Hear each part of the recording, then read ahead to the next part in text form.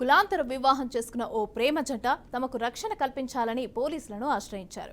కృష్ణా జిల్లా కంకిపాడులో నివాసం ఉంటున్న చైతన్య, విజయవాడ రామలింగేశ్వరరావు నగర్లో నివాసం ఉంటున్న ధనంజయ్ కుమార్ 4 ఏళ్లుగా ప్రేమించుకుని వివాహం చేసుకున్నారు.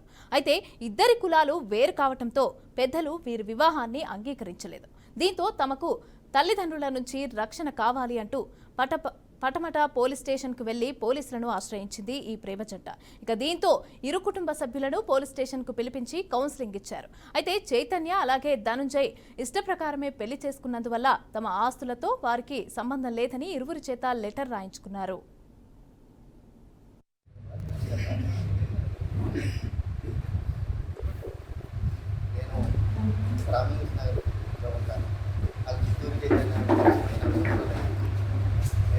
ప్రేమించుకున్నాము.